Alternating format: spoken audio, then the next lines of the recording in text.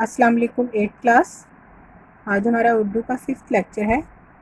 हम अपना सबक दर्द दिल के वास्ते पैदा किया इंसान को पढ़ रहे हैं।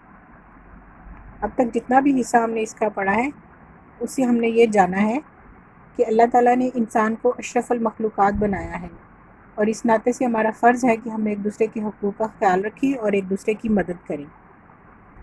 मदद के हवाले से उन्होंने यहाँ पर एक वाक़या बयान किया है कि मदीना मुनव्वरा में खुश्क साली का दौरा है। खुश्क साली कहते हैं गले में कमी, यानी अनाज की कमी। जब बारिशें ना हों और ग्रेन्स ना उगें तो उस दौर को कहते हैं खुश्क साली का दौर। लोग शदीद कहत में मुब्तला हैं। कहत कहते हैं कमी को। यहाँ पर हम खाने पीने की चीज़ों की कमी की बात कर रहे हैं कि चूँकि वो बारिश ना होने की वजह से नहीं बन सकी हैं, नहीं पैदा हो सकी, नहीं उग सकी।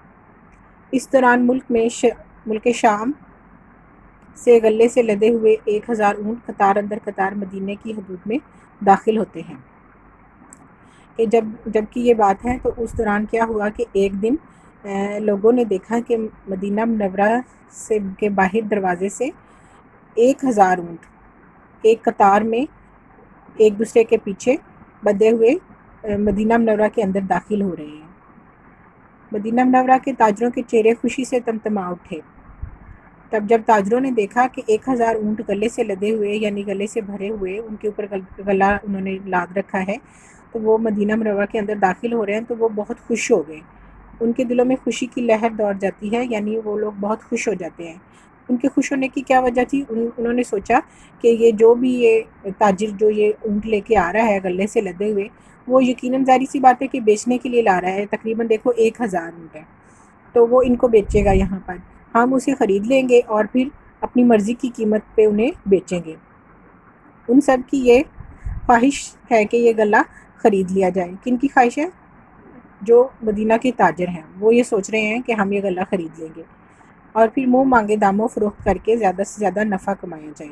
यानी फिर हस्बे ख्वाहिश कीमत, यानी जो भी हम कीमत लोगों से लेंगे वो मजबूरन उन्हें देनी पड़ेगी और इससे हम ज़्यादा से ज़्यादा जो है ना मुनाफा कमा सकेंगे, हमें ज़्यादा से ज़्यादा प्रॉफिट होगा। ये गले के ऊँट हज़रत उस्मान ज़ुन्नुरैन के हैं।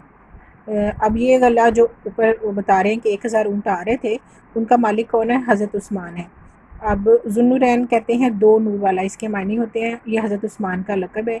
ये लक़ब उन्हें दिया गया था क्योंकि उनकी हज़रत मोहम्मद सल्लल्लाहु अलैहि वसल्लम की 2 बेटियों से यके बाद दीगरे शादी हुई थी। यके बाद दीगरे का मतलब है कि पहले एक बेटी से हुई, फिर वो अल्लाह को प्यारी हो गई, तो फिर उसके बाद दूसरी बेटी से उनकी शादी हुई, जिनका शुमार मदीना के बड़े ताजरों में होता है। मदीना का हर ताजर उनके पास दौड़ा आता है ताकि वो ज़्यादा से ज़्यादा गला ख़रीद ले।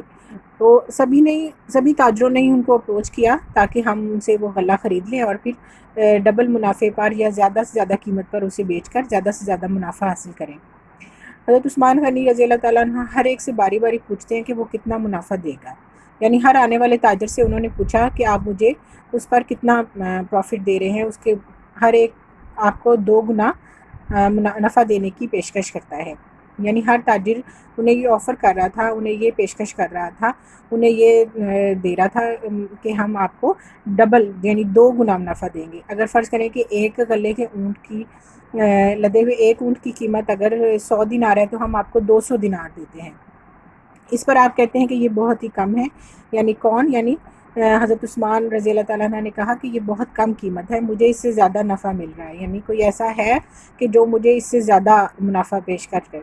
सभी ताजिर हैरान हो जाते हैं। वो कहते हैं इस कदर मुनाफा कौन दे रहा है? वो हैरान होकर आप रज़ी अल्लाह ताला से पूछते हैं कि हमसे पहले ना तो कोई इधर आया और ना ही हमने किसी को आते देखा। आखिर वो कौन है जो आप रज़ी अल्लाह ताला को आप इससे भी ज़्यादा मुनाफा दे रहा है? यानी वो लोग बहुत हैरान हो जाते हैं ताजिर हज़रात। तो कहते हैं कि हमने तो शहर से बाहर कोई ऐसा ताजिर नहीं देखा, ये जो यहाँ मौजूद है या जो आपसे मिलने के लिए आए हैं, तो वो ज़ाहिर है एक दूसरे को सारे ताजिर जानते थे। हर एक दूसरे को बता चुके थे कि मैं ऐसे हज़रत उस्मान गनी रज़ी अल्लाह ताला अन्हु के पास गया था, मैंने इतने मुनाफे की पेशकश की है। तो सभी ने कहा कि नहीं, उन्होंने मुझे ये इनकार किया और कहा है कि मुझे इससे ज़्यादा मुनाफा दे रहा है कोई। तो इस बात पर वो सभी एक दूसरे से हैरान थे कि कौन है जो उनको ज़्यादा मुनाफा दे रहा है। حضرت عثمان غنی رضی اللہ تعالیٰ عنہ کہتے ہیں کہ وہ میرا اللہ ہے جس نے مجھ سے وعدہ کر رکھا ہے کہ وہ ایک کے بدلے میں 10 دے گا۔ تو حضرت عثمان غنی نے کتنا اچھا جواب دیا، انہوں نے کہا کہ وہ جو مجھے زیادہ منافع دے رہا ہے وہ کوئی اور نہیں، وہ صرف وہ میرا اللہ ہے، اور چونکہ اللہ نے اپنی پاک کلام میں وعدہ کیا ہے کہ جو میرے راہ میں خرچ کرے گا، فرض کریں کہ 1 دینار اگر خرچ کرے گا تو میں بدلے میں اسے 10 دینار دوں گا۔ یہ جواب سن کر مدینے کے تاجر لاجواب ہو جاتے ہیں، یعنی اس بات سے مدینے کے تاجروں کے پاس جواب کوئی نہیں رہتا۔ انسانی تاریخ میں غنی کے نام سے، غنی کہتے ہیں دولت مند کو، پہچانی جانے والی اس ہستی نے اسی وقت وہ سارا غلہ اللہ کی راہ میں غریبوں اور مسکینوں میں تقسیم کر دیا۔ اس ایثار، حسن سلوک اور سخاوت کی کوئی اور مثال کم ہی دستیاب ہوگی۔ یعنی انسانی تاریخ میں، یعنی ہسٹری میں، یا اس وقت تک جتنے بھی یہ سخاوت کی مثالیں سامنے آتی ہیں ان میں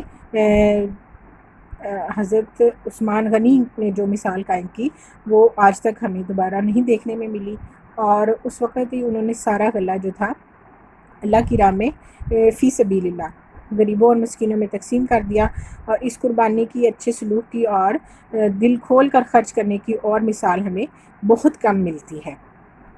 نیکسٹ پیراگراف۔ اسلامی تاریخ گواہ ہے کہ صحابہ کرام نے ہر آڑے وقت میں اپنے بھائیوں کی مدد کی اور ان کی ضرورت کو اپنی ضرورت پر ترجیح دی۔ پھر وہ دوبارہ اسلام کا ایک اور واقعہ بیان کر رہے ہیں۔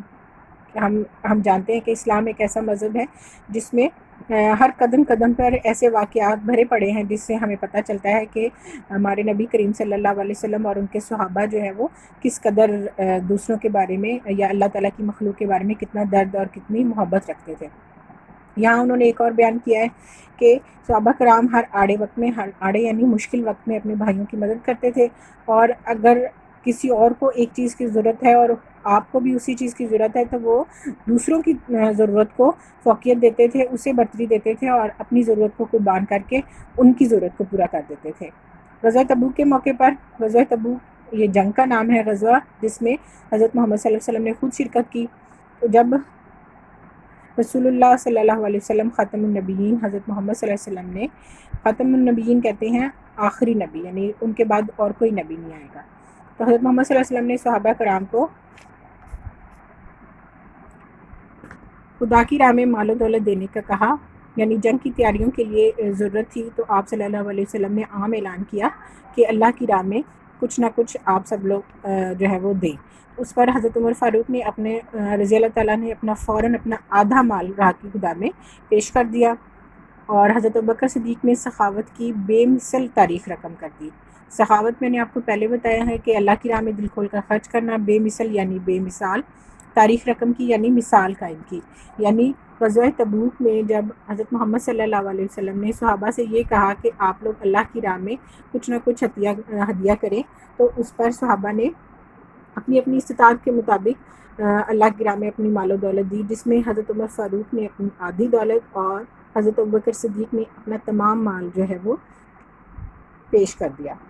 انہوں نے اپنے گھر کا سارا سامان رحمت دو عالم حضرت محمد صلی اللہ علیہ وسلم کے قدموں میں ڈھیر کر دیا ہے۔ رحمت دو عالم یعنی 2 جہانوں کے لیے رحمت، حضرت محمد صلی اللہ علیہ وسلم کے قدموں میں ڈھیر کر دیا، یعنی آپ صلی اللہ علیہ وسلم کی خدمت میں پیش کر دیا۔ سرور کائنات صلی اللہ علیہ وآلہ وسلم نے ان سے پوچھا کہ اے ابو بکر، گھر والوں کے لیے کیا چھوڑ کر آئے ہو؟ سرور کائنات یعنی ساری دنیا کے سردار حضرت محمد صلی اللہ علیہ وسلم نے ان سے پوچھا کہ ابو بکر، آپ نے گھر والوں کے لیے کیا باقی بچایا ہے؟ جب انہوں نے دیکھا کہ یہ تمام مال ہی یہاں لے آئے ہیں، گھر کا سارا سامان لے آئے ہیں، تو آپ صلی اللہ علیہ وسلم کو اپنے دوست کی فکر ہوئی کہ انہوں نے گھر والوں کے لیے کیا چھوڑا ہے، تو جواب دیا انہوں نے کتنا اچھا۔ حضرت ابوبکر صدیق کا جواب سنیے کہ انہوں نے کہا کہ اللہ اور اللہ کے رسول صلی اللہ علیہ وسلم، یعنی میں نے اپنے گھر والوں کو اللہ اور اس کا رسول صلی اللہ علیہ وسلم ان کے لیے چھوڑا ہے۔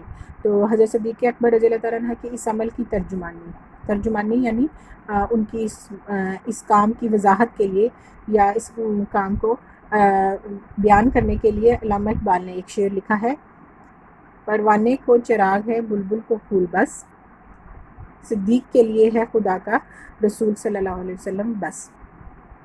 یعنی آپ کو پتہ ہے کہ جب ہم چراغ جلاتے ہیں یا شمع جل رہی ہوتی ہے یا موم بتی کینڈل جل رہی ہوتی ہے تو اس کے گرد چھوٹے چھوٹے سے جو پرندے سے چھوٹے چھوٹے سے آ جاتے ہیں، اسے کہتے ہیں پروانہ. تو وہ اس کا اصل میں وہ روشنی کا شدائی ہوتا ہے اور وہ اس کے گرد گرد آ کر گھومنے لگ جاتا ہے، چکر لگانے لگتا ہے. حالانکہ اسے پتہ ہوتا ہے کہ میں نے اس کی لو سے جل جانا ہے، لیکن پھر بھی وہ اس کے پاس آ جاتا ہے. اور بلبل جو ہے وہ ایک پرندے کا نام ہے، وہ بھی پھولوں کی شدائی ہوتی ہے اور وہ جہاں پھول کھلتے ہیں وہاں ہی وہ اپنا گھونسلہ بنا لیتی ہے اور دن رات وہیں پہ بسر کرتی ہے. تو یہاں حضرت صدیق کے اس عمل کی یا حضرت محمد صلی اللہ علیہ وسلم سے اور اللہ تعالیٰ سے محبت کی مثال انہوں نے پروانے اور بلبل سے دی ہے، کہ جس طرح بلبل اور پروانہ جن چیزوں سے پیار کرتے ہیں ان کے بغیر نہیں رہ سکتے، اسی طرح حضرت ابوبکر صدیق رضی اللہ تعالیٰ عنہ ہیں، وہ بھی اللہ اور اس کے رسول صلی اللہ علیہ وسلم سے اتنا پیار کرتے ہیں کہ انہوں نے سب کچھ جو ہے نا وہ اپنا اللہ کی راہ میں قربان کر دیا اور اپنا اور اپنے گھر والوں کے لیے صرف اللہ اور اس کا رسول چھوڑا. امید ہے کہ آج کا لیکچر آپ کو پسند آ گیا ہوگا، سمجھ آ گیا ہوگا. آپ نے اس کے الفاظ معنی اچھی طرح سے لرن کر لینے ہیں. میری طرف سے اللہ حافظ. اپنا بہت سارا خیال رکھیے. شکریہ.